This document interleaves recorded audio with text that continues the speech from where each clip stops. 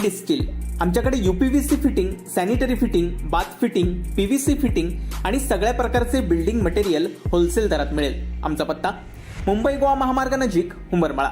संपर्क 73 87 38 00 14 किंवा 83 29 800 365।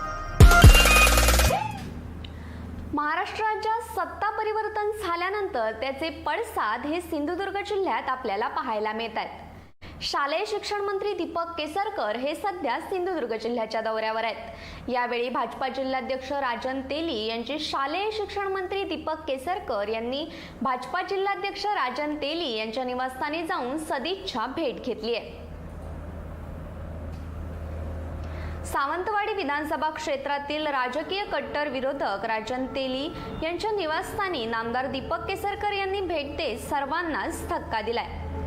राजकीय दृष्टीनं राजन तेली यांची दीपक केसरकर यांनी घेतलेली भेट सर्वांसाठी लक्षवेधी ठरली आहे। माजी आमदार राजन तेली यांनी देखील राज्याचे शालेय शिक्षण मंत्री दीपक केसरकर यांचं आपल्या निवासस्थानी स्वागत केलं। कणकवली नरडवे रोडवर वानराश्रम स्वामींच्या दर्शनासाठी गेलेले श्री केसरकर हे भालचंद्र महाराज आश्रमामध्ये जात असताना नरडवे रोडवरच राजन तेली यांचं निवासस्थान असल्यानं त्यांच्या निवासस्थानी भेट घेतली आहे। राज्याचे कॅबिनेट मंत्री दीपक केसरकर यांच्या विरोधात राजन तेली यांनी विधानसभेची निवडणूक लढवली होती। दीपक केसरकर यांच्या विरोधात श्री तेली हे अनेकदा आक्रमक भूमिका मांडत राहिलेत।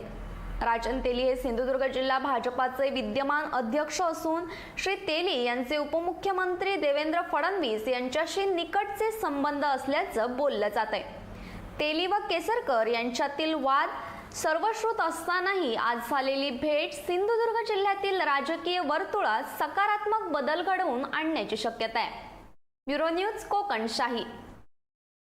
असे नवनवीन व्हिडिओ पाहण्यासाठी कोकणशाहीचं YouTube चॅनल सबस्क्राइब करा व बेल बटन प्रेस करा। तसेच फेसबुक पेज लाईक करा आणि Instagram पेज व ट्विटर पेजला फॉलो करायला विसरू नका।